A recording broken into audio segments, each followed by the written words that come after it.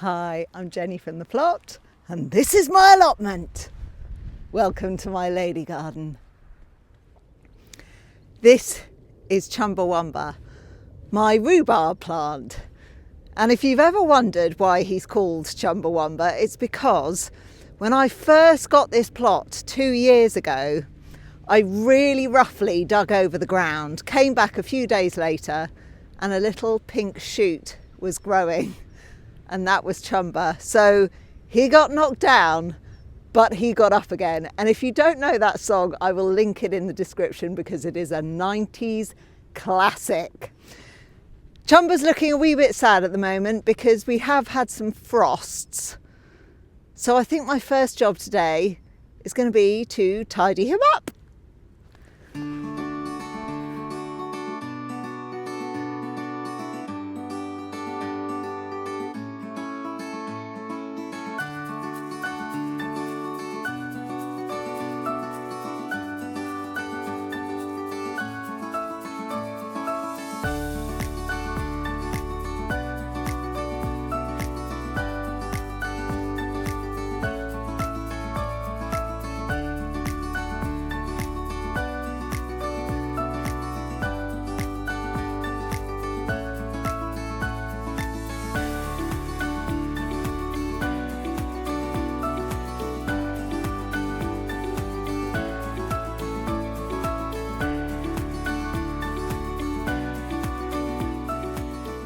Now the next job I want to do today, it's very exciting because I've never done this before, but it is all credit to the wonderful Linda of the Feel Good Garden. I saw her do this on her channel. It wasn't something I thought of doing this year, but I saw her doing it and I thought, what a brilliant idea. I'm going to try that. And that's how YouTube works, isn't it?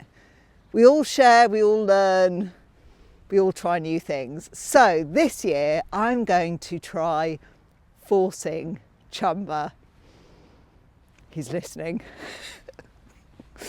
So forcing rhubarb is where you put something over the crown in the winter to block out all the light.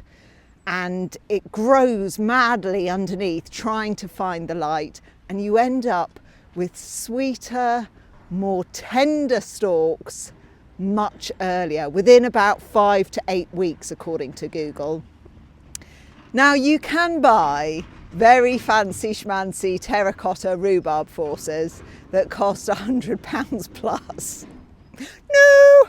No! Linda used an old potato bucket, which I thought was a brilliant idea, except I don't have any potato buckets because I grow mine in felt bags.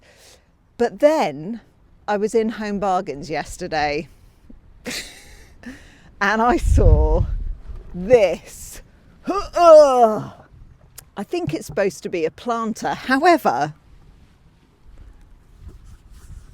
there's no hole in the bottom, which to my mind wouldn't work as a planter, but it will work great as a rhubarb forcer.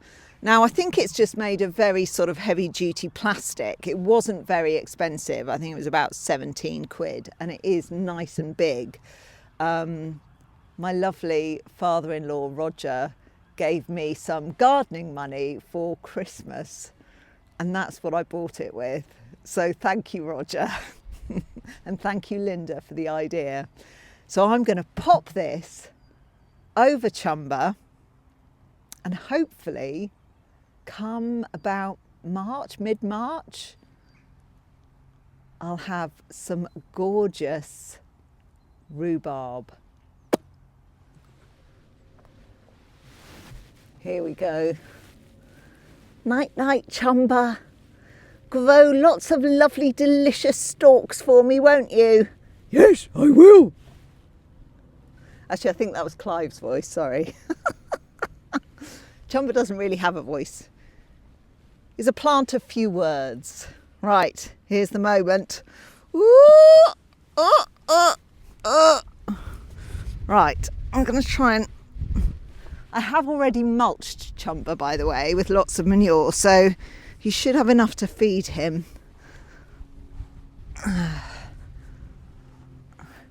I think it needs something heavy for the top to keep it down. It is quite a heavy planter, but it's not, you know, it's not terracotta, it's just plastic, and I'm worried it'll blow over. So let's find a big rock.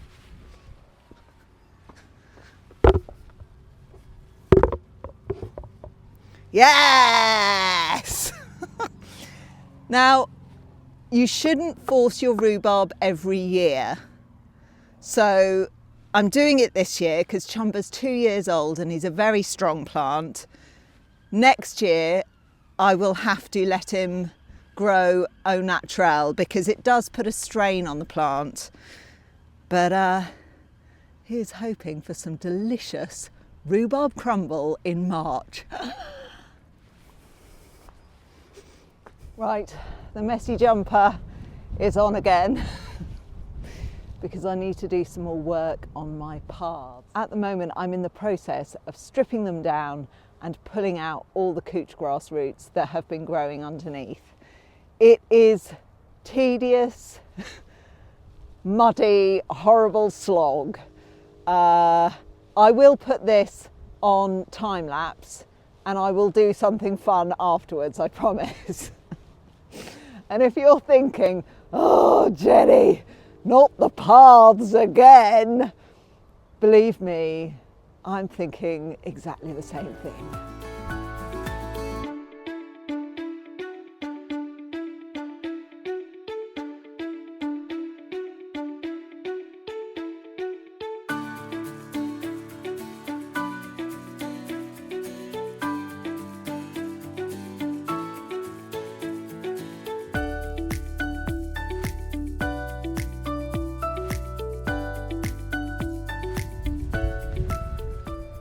Right, we're going to finish the day with something fun. I'm going to check on my greenhouse. Let's see what's flying and what's dying.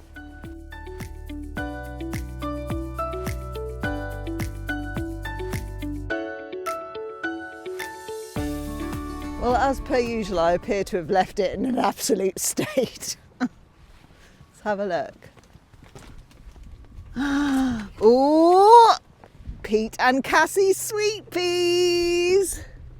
They have definitely grown. Still looking a bit leggy, but then, you know, it is January. We're not really getting enough hours of daylight still. And my sweet, oh, well, that one's, there's one really broken one. But they're still alive. I know right now Ali will be saying, not dead is good. My giant onions are still alive. Well, that one is anyway. That one's not looking very hot. I mean, I would say out of the 6 that I repotted, at least 3 are still in a vaguely upright position. So, and actually this was my second sowing of giant onions. I fed on these, so some of the cells are no more. But actually, I think they've grown quite a lot too. I might need to think about repotting those soon. No sign of any spring onions yet. But yeah, I think they're doing okay. Slowly catching monkey, right? Well, that's it from me for today. Take care, and I'll see you next time. Bye.